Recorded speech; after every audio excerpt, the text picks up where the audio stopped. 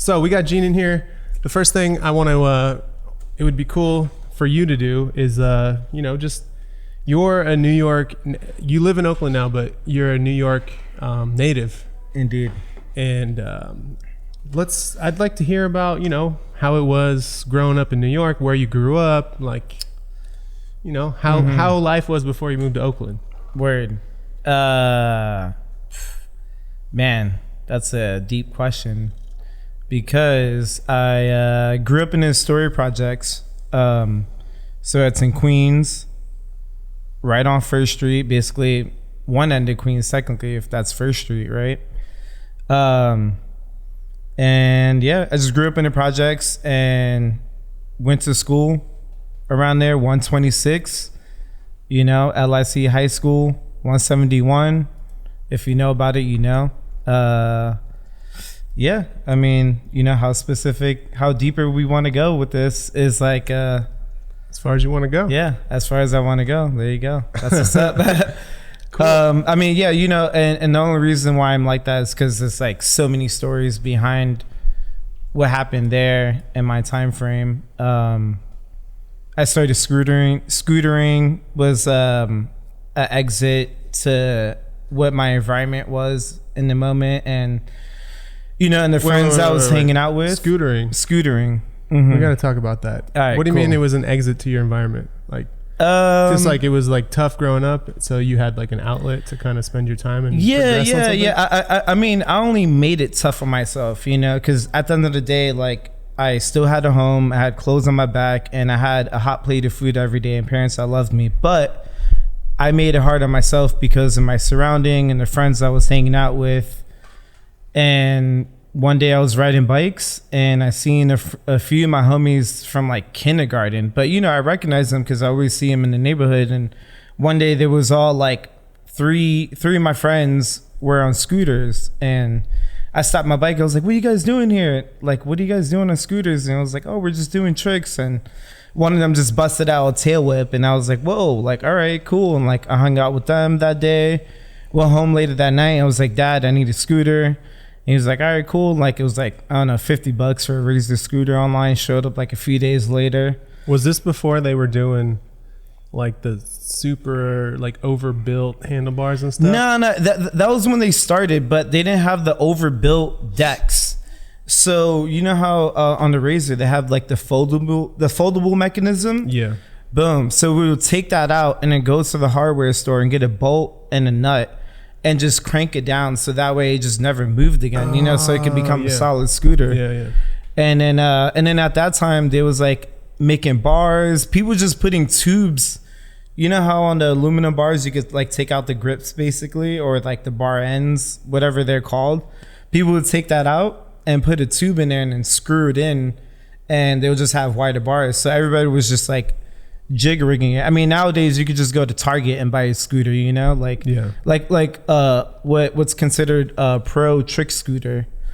So yeah, that's interesting. That's pretty common with you're the first person to mention riding a scooter, but I think everyone that I've had on here so far has a background in some kind of other thing that's not, I guess it's, some of it is bike related, but it's like BMX. It's like skateboarding, BMX, scooter, rollerblade. We've taught, it's like something that keeps coming up, and I think it's cool to hear.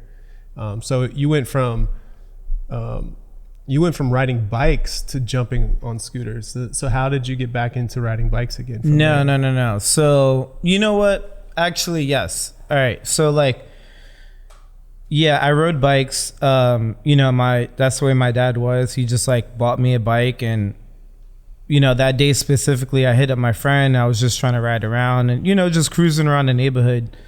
So I just had a bike to cruise around on, which I think every kid should have a bike or some type of like wheels or transportation, Yeah, and then I started scootering, and then from scooters, I like got a BMX bike, and then from BMX bike, I found out that you can make money riding track bikes and delivering orders, and that's how I kind of got into it.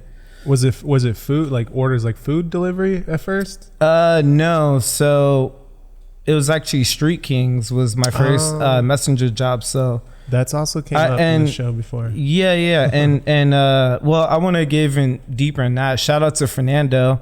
I should hit him up actually while I'm out here, you know. Was good if you're seeing this.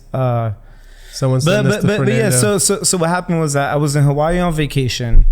My brother was getting married out there, and then, you know, a few of my other siblings were out there, whatever. And one of my other brothers has a wife, and you know, she has a dad, and her dad is Fernando. So she seen that I was already riding bikes, and she was like, oh, you know, like my dad runs a messenger service, and like show me some YouTube videos. And I was like, oh, okay, like that's a thing. And, you know, I started to get to the point in my life where I kept like breaking scooters, breaking BMX, like wanting new parts. And, you know, I just had to start working to like maintain that, because my dad was like, I got you started. Like, you need to fix your own bikes now and fix your own scooters. I was like, all right, cool. Like, that's how I started getting a job, was because I just needed to maintain the activities, you know? Damn, that's a solid move by your dad. Yeah, definitely. So, you know, so when I got back from Hawaii, yeah, I hit him up, and that's how I started working. He kind of like put me onto the game. Yeah. Cool, man. So you went scootering, bikes to scooters, on to working on your bike. So I guess that gets, I have a little question here that I was going to say, how did you get into riding track bikes? So track bikes.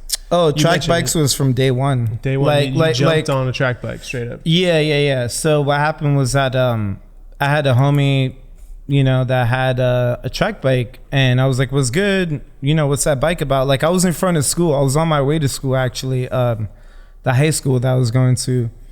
And he was like, yeah, you know, like, you know, some homie, some Mexican homie from fucking Queens was like, you know, Papa, I got this fixie over here for $50. And I was like, yo, Papa, I got that right now. And, you know, I gave him $50, and I had like a Schwinn bike. Was it a real like horizontal dropout, or was it like a conversion? Yeah. It was a horizontal dropout. It had a front brake. I took that off like 2 weeks later. You know, I was just like, you can't ride on the streets with that. Well, yeah, it wasn't even that. It was, you know, I was already riding my scooter like a brakeless scooter, because the thing is that when you use the back brake, it wears out the tire, you know? Yeah.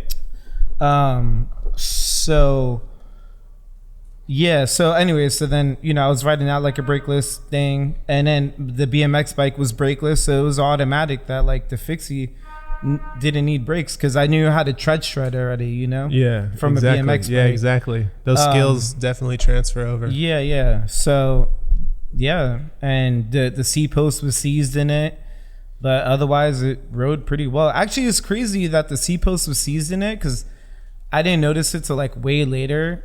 But for some reason, the saddle height fit me perfectly.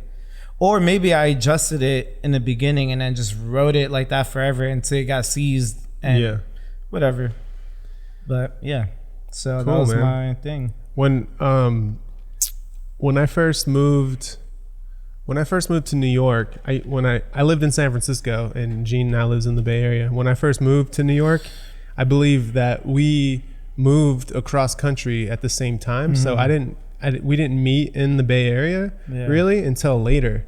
And then I realized he was from New York much later. Mm-hmm. And I was like, oh shit. And then I started running into people here, and they're like, you don't know Gene? I was like, wait, how do you know him? Oh, you used to live here. And I was like, I had no idea. Right.